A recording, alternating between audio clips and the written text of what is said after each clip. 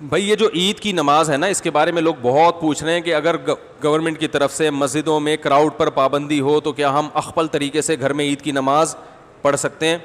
گھروں میں عید کی نماز جائز نہیں ہے، نہ جمعہ جائز ہے نہ عید کی نماز جائز ہے، کیونکہ جمعہ اور عید کی نماز کے لیے بیسک شرط جو فقہا بیان کرتے ہیں وہ ہے اذن عام، کھلی اجازت ہو. آپ گھر میں اگر جمعہ پڑھیں دروازہ کھول دیں، سب کو آنے کی اجازت ہے.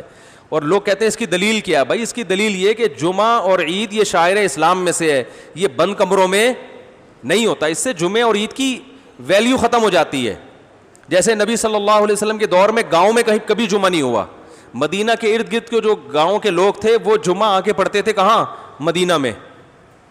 گاؤں میں نہیں قائم کیا کیونکہ یہ شاعر اسلام میں سے ہے نا. تو اب یہ کیسی اجازت ہے کہ نبی کے دور میں گاؤں کے لوگ شہر میں آ کے پڑھ رہے ہیں اور یہاں شہر کے لوگ اپنے اپنے گھروں میں بند ہو کے پڑھ رہے ہیں؟ تو ہماری رائے یہی ہے، اور حضرت مفتی تقی عثمانی صاحب کا بھی اسی پہ فتویٰ ہے کہ ان لاک ڈاؤن کے حالات میں گھروں میں آپ ظہر پڑھیں گے، جمعے کی نماز نہیں پڑھیں گے، نہ عید کی نماز پڑھیں گے. عید کی نماز وہاں پڑھ سکتے ہیں کہ جہاں پھر لوگوں کو کھلے عام اجازت دے دیں. تو اگر کسی فیکٹری میں یا کسی ایسی جگہ پہ سب کو آپ نے اجازت دے دی بھائی یہاں آئے، تو وہ پڑھیں، پھر اجازت ہے. تو یہی رائے ہے. اس کے خلاف جو قول ہے ہماری نظر میں وہ ضعیف ہے. بعض لوگوں نے کہا کہ کسی عذر سے اگر لوگوں کو روک دیں تو پھر مجبوری ہے. ابھی ہم جو گھر کا دروازہ بند کر رہے ہیں وہ تو عذر سے. تو بھائی یہ جو فقہا نے کہا ہے نا کہ اذن عام کہ کھلی اجازت ہونی چاہیے، تو کھلی اجازت ختم تو جب ہی ہوگی نا جب کوئی عذر ہوگا. بلا عذر کون لوگوں کو نماز سے روکے گا؟ تو فقہا کا مطلب یہی ہے کہ عذر ہو یا نہ ہو آپ نے لوگوں کو اجازت دینی ہے. یہ جمعے اور عیدین کی شرائط میں سے ہے. تو مسلم ملک کنٹری ہو یا غیر مسلم کنٹری، وہاں پر اس بات کا اہتمام کریں کہ عید کی اگر آپ کو اجازت ملتی ہے تو پھر تو ٹھیک ہے، نہیں ملتی تو گھروں میں پھر عید کی نماز نہیں ہوگی، نہ خطبہ ہوگا. اپنے کوئی نوافل پڑھنا چاہے تو پڑھ سکتا ہے، وہ عید نہیں کہلائے گا. اور کیونکہ ایک شرعی عذر ہے تو وہ اللہ معاف کرنے والا ہے، اور کیا ہے. باقی مسجدوں میں گورنمنٹ نے اگر اجازت دی ہے، بعض لوگ یہ اشکال کرتے ہیں کہ مسجد میں بھی تو ابھی جمعہ جو ہوتا رہا ہے اس میں کھلے عام اجازت نہیں ہے، وہ تو ایک پابندی ہے کہ اتنے لوگ آئیں گے، اس سے زیادہ نہیں آئیں گے. تو کیونکہ گورنمنٹ کا جب کوئی حکم آتا ہے نا تو شریعت پھر یہ کہتی ہے کہ جو اجتہادی اختلافات ہوتے ہیں حکومت کے آرڈر کے آگے وہ منسوخ ہو جاتے ہیں، یعنی منسوخ کی طرح ہو جاتے ہیں. منسوخ تو نہیں کہہ سکتے یہاں پہ، یعنی وہ کالعدم ہوتے ہیں. تو گورنمنٹ نے چونکہ مسجد میں نماز پڑھنے کی اجازت دی ہے، تو اگر اس میں اذن عام نہ بھی ہو تو حکومت کی پرمیشن کی وجہ سے وہ کیا ہو جائے گی؟ جائز ہو جائے گی. اس پہ تمام فقہا کا اتفاق ہے کہ اس طرح کی جتنی بھی شرطیں ہوتی ہیں وہ حکومت کے فیصلے کی وجہ سے کیا ہو جاتی ہیں؟ کالعدم. جیسے چاند کا مسئلہ ہے نا، چاند کا مسئلہ سعودی عرب میں کچھ اور ہے، ہمارے ہاں ان کا سسٹم ہی الگ ہے، ہمارا سسٹم بھی الگ ہے.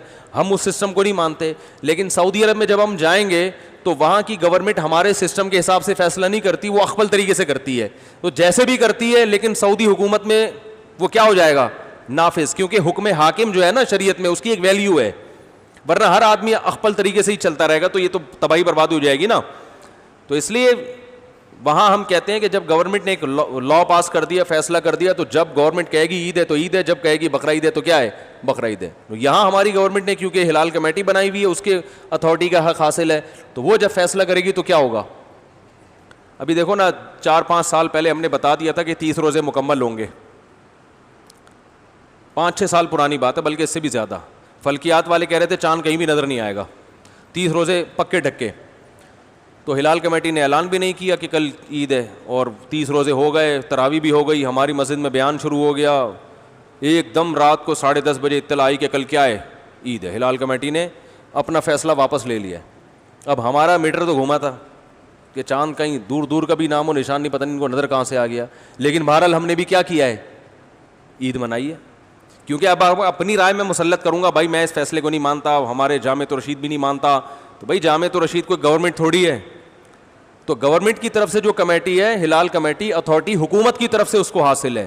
تو جب حکومت کوئی فیصلہ کرتی ہے تو وہ فیصلہ آپ کی رائے پر مقدم ہوتا ہے. ہاں جب تک 100% شریعت کے خلاف نہ چلے. وہ گورنمنٹ اگر یہ فیصلہ کر دے کہ اس دفعہ عید سرے سے ہوگی نہیں ٹھیک ہے نا، رمضان ہی چلتا رہے گا، یا 30 کے بعد 31 روزے بھی ہوں گے، تو یہ 100% کیا ہے؟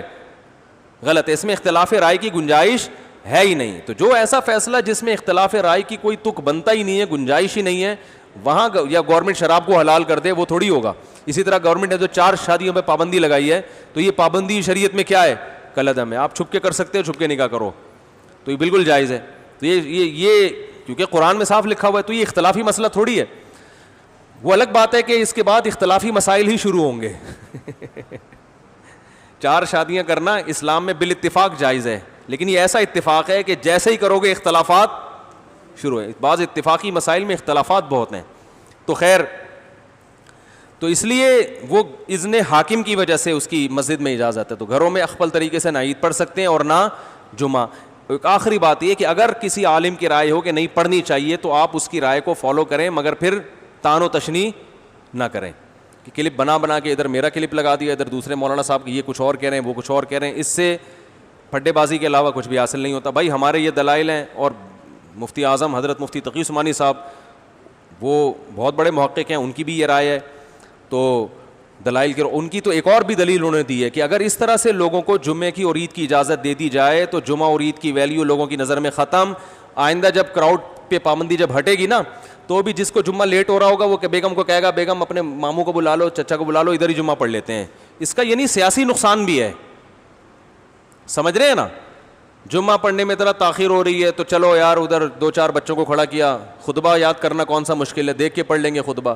تو جمعے کی ویلیو بھی ختم ہو جائے گی اس سے, جو جمعے کا ایک بنیادی مقصد ہے کہ کراؤڈ ہو.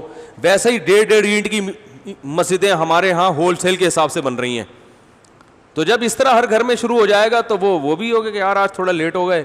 شروع میں تو یہ ہوگا کہ آج تھوڑا لیٹ ہو گئے تو ہم گھر میں ہی پڑھ لیں گے. اس کے بعد یہ ہوگا کہ لیٹ نہیں بھی ہوں تو ہم جب گھر میں ہو رہا ہے تو یہ مولانا صاحب کی تقریر جا کے کیوں سنیں, ان کے منہ سے خطبہ کیوں سنیں.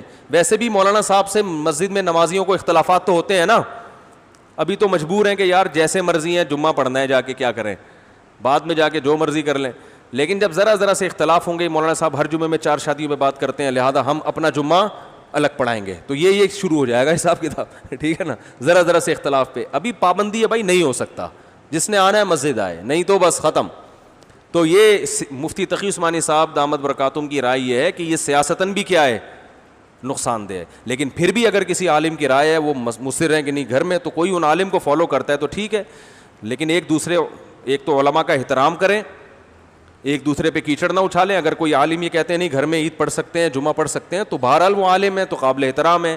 آپ ان کی رائے سے اگر اختلاف کرتے ہیں تو بھی قابل احترام, اتفاق کرتے ہیں تو بھی قابل احترام. یہ اتنا بڑا مسئلہ نہیں ہے گھر میں جمعہ یا نہ ہونا یا ہونا, لیکن علماء کی شان میں گستاخیاں یا بد کلامیاں یا یہ اس طرح کی چیزیں یہ زیادہ ہیڈیک ہے, تو یہ صحیح نہیں ہے. اللہ تعالیٰ سمجھنے کی عمل